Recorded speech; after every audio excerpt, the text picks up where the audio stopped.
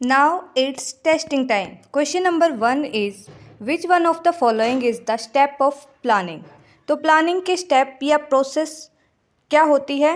First one is objective set किया जाता है, सेकंड प्रीमाइसेस डेवलप की जाती हैं, थर्ड वन इज़ जो अल्टरनेटिव हैं वो फाइंड आउट किए जाते हैं, फोर्थ वन इज़ उन अल्टरनेटिव को इवेल्युएट किया जाता है, fifth one is best alternative को सिलेक्ट करते हैं, सिक्स जो स्टेप आता है वो आता है implement the plan, then seven is follow up action.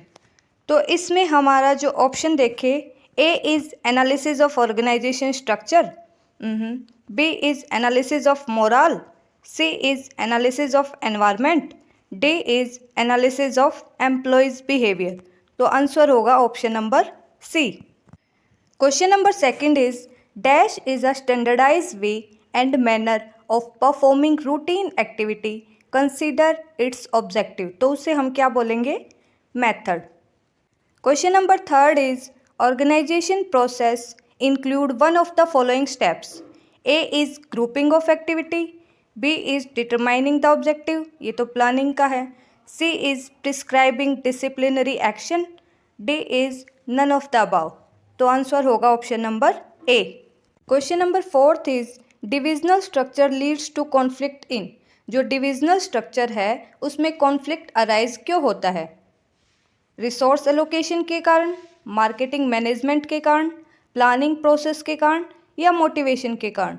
तो आंसर होगा रिसोर्स एलोकेशन के कारण। जो डिविजनल स्ट्रक्चर है वो ऑर्गेनाइजेशन का वो स्ट्रक्चर है जिसमें एक पर्टिकुलर प्रोडक्ट से रिलेटेड एक्टिविटी का ग्रुप बनाया जाता है।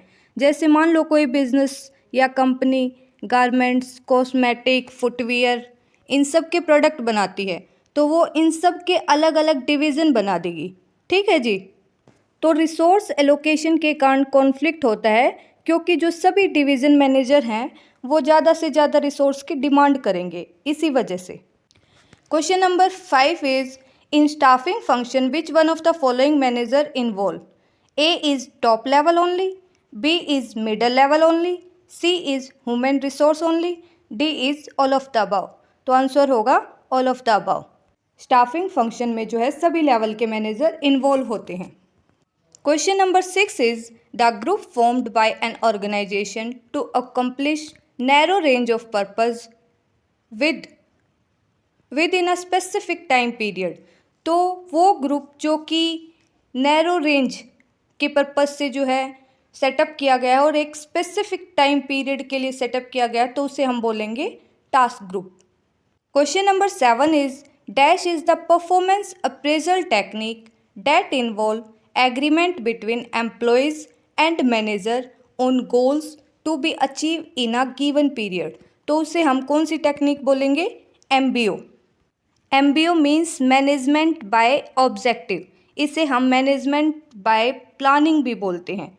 इस टेक्निक को जो है 1954 में पीटर एफ ड्रकर ने जो है डेवलप किया था। उनकी एक बुक थी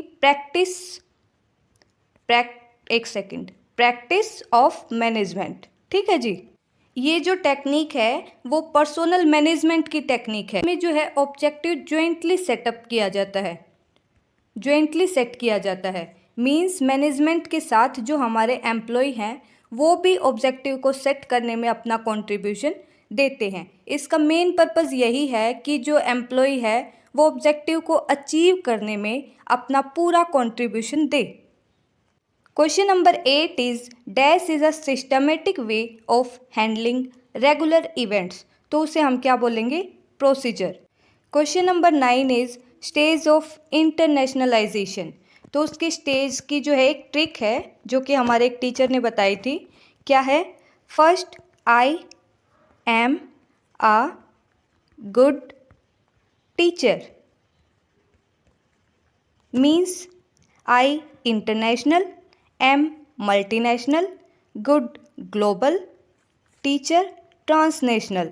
तो आंसर इसमें देखें तो आंसर हमारा होगा option number C, domestic, international, multinational, global and transnational. I am a good teacher. Question number 10 is the theory of relative factor endowment is given by. तो फैक्टर एंडोमेंट की theory किसने दी थी? ओहलिन एंड हेक्सर ने। Question number 11 is which one is not a force in porter 5 force model. तो जो porter है, porter का जो एक मार्केटिंग मॉडल है 5 फोर्स मॉडल, उन्होंने जो है 5 फोर्स के बारे में बताया है, जिसमें बायर भी है, सप्लायर भी है, इंडस्ट्री राइवलरी भी है, न्यू एंट्रेंस और threat in substitute.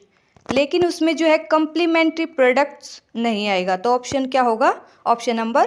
Question number 12 easy सा क्वेश्चन है। Dash is not a part of management function. तो प्लानिंग भी होता है, ऑर्गेनाइजिंग भी, कंट्रोलिंग भी, इसके साथ साथ स्टाफिंग और डायरेक्टिंग, ये भी हमारे पार्ट होते हैं, लेकिन जो मोटिवेशन है वो मैनेजमेंट का फंक्शन नहीं है। Question number 13 is the person who comes between primary producers and final customers. जो प्राइमरी प्रोड्यूसर्स और फाइनल कस्टमर्स के बीच जो पर्सन आता है उसे क्या बोलेंगे? उसे बोलेंगे middleman. Question number 14 is when goods are purchased against cash. हमने गुड्स परचेज की है कैश के अगेंस्ट, ठीक है, कैश दे के। द परचेजर विल गेट, तो जो परचेजर है उसको क्या मिलेगा? Cash memo. अगर हम वही गुड्स क्रेडिट में मीन्स उधार में परचेज करते तो परचेजर को इनवॉइस मिलता। Question number 15 is the normal balance of capital account is credit balance, debit balance, C both A and B, D none of the above. तो जो नॉर्मल बैलेंस होता है कैपिटल अकाउंट का वो होता है credit balance. Thank you for watching. If you like then please give a big smile. Thank you.